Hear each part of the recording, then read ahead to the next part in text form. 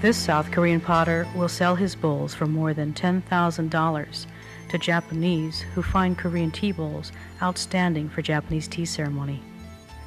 This bowl, a treasure from Japan's past, is the most famous of all the surviving 16th century Korean tea bowls. It is kept at a Buddhist temple in Kyoto. Its value is said to be more than $1 million. This potter is from the area of Japan, where several thousand captive Korean potters were brought by Hideyoshi's war generals in the 1590s. The contents of this massive kiln, fashioned after ones built by the Koreans, will reap him several $1 million. This 15th century Korean porcelain dish recently fetched more than $3 million at Christie's auction house in New York. This record sale shocked the art world, as well as Koreans, for it was the highest price ever paid for a piece of porcelain, outpricing even a Chinese Ming Dynasty jar. While the buyer remains a mystery, the preeminence of Korean ceramics was finally established in the West. Why? Why is such immense value placed on Korean tea bowls and other ceramic treasures from Korea? That's what I will be exploring in my new documentary film, Treasured Above Gold. I'm an American filmmaker, and I first came across the story of Japan and Korea's historic ceramic connections during the summer of 1987, when I visited South Korea as a journalist.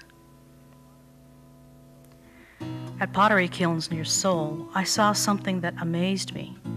Japanese tourists arriving by the busloads, buying tea bowls and every other kind of ceramic wares at what to me were incredible prices. At one kiln, I expressed my intrigue to a famous potter, Mr. Chi Soon-tek. Mr. Chi laughed warmly at my amazement. He took me into his private showroom and pulled out of a display case one of his recently made tea bowls. He said the Japanese would gladly pay thousands of dollars for it, only it wasn't for sale. His showroom was filled with all kinds of pottery, porcelain, celadons, all replicas of Korean antiquities. Many of the originals are in Japan collections today. Then he began to tell me the incredible story behind this historic connection between Korean ceramics and Japan. Simple, rustic Korean tea bowls, adopted by the Japanese since the 1500s. The 16th century war between Japan and Korea, when Japanese war generals brought back potters to start their own kilns. The dramatic flowering of Japan's porcelain industry, thanks to the captive Korean potters. And then he pulled out a large book on Korean ceramics. It had been written by the Japanese in the 1920s, during their occupation of Korea. He said it helps explain why the Japanese are the biggest collectors of Korean ceramic antiquities today. This small education by Mr. Chi excited me, and I vowed to him that I would write about it. Mr. Chi has since passed away, but his story planted the seeds of a big dream in me, to one day tell the world about this remarkable Asian tale, a story known by so few.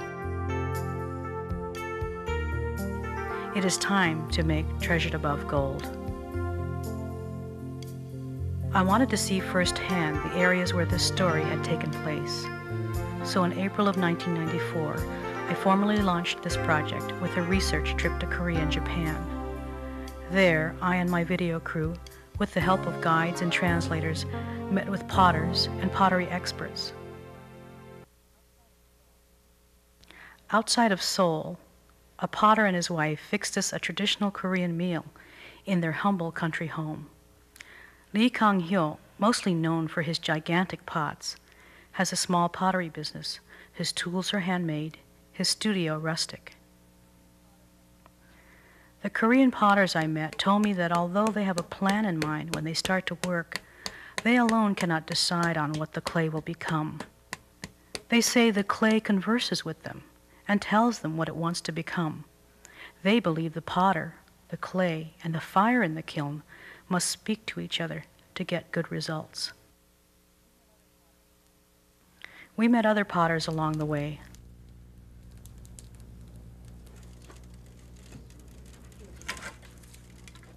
처음에는 자왕의 형태를 제대로 못 만들었죠. 그러나 일본 사람들이 와서 자꾸 이제 지도도 해주고 이래가지고 그 일본 사람들 이제 기호에 맞게끔 제가 이제 만들게 된 겁니다. 그러나 그 일본 사람들이 기호에 맞는다 하는 자왕이 옛날에 우리나라에서 임진왜란 때 일본 사람들이 가져간 그 작품입니다.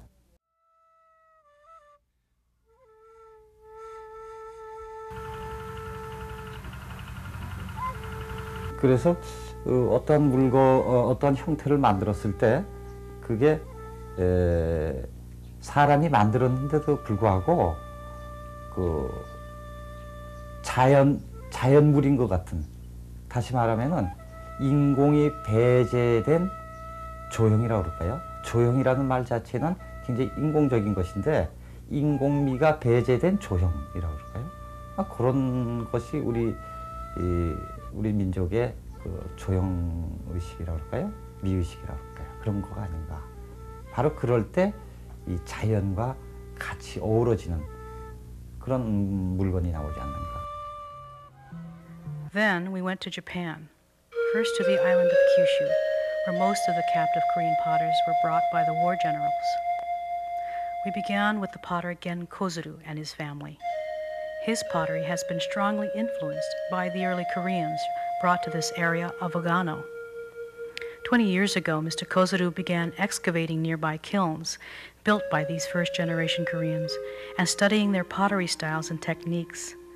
His museum houses an extensive collection of their shards and helps to tell the story of these highly skilled potters who were ordered to make wares for the tea ceremony.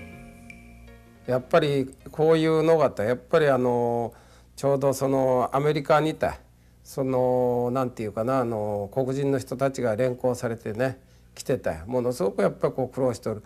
そういうものがあった。この焼き物を見とってもやっぱりそういう韓国から連れてこられてついてきた人もおろうけど連れてこられた人の焼き物作ったなというような焼き物はやっぱり何かこの一つの焼き物が人間としてもう焼き物というものじゃなくて一つの叫びを感じるね、その陶工の韓国。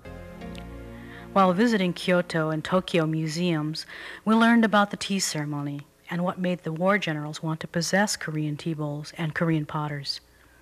We talked with experts and saw many famous Korean tea bowls that had survived from the 16th century.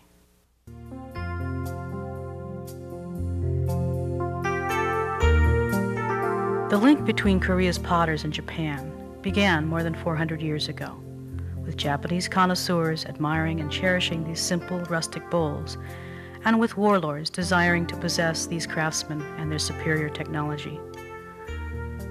This marriage of Japanese imagination and Korea's skilled potters has left Japan with several important legacies. Technological and design developments from this era went on to affect world ceramics for centuries. Japan's porcelain tradition is now world famous, and today potters from all over the world come to study ceramics with the Japanese. Yet the world has been left unaware of Japan's debt to Korean potters. These several thousand captives not only left their homeland and families, but also a rich ceramic tradition of their own, then already thousands of years old. These potters and the tea bowls that have been lovingly adopted by the Japanese deserve to be known beyond Japan and Korea. It is time they took their place in today's art world. I need your help to tell this story. Won't you consider helping me finance this film so that I can reveal to the West one of Asia's most important stories?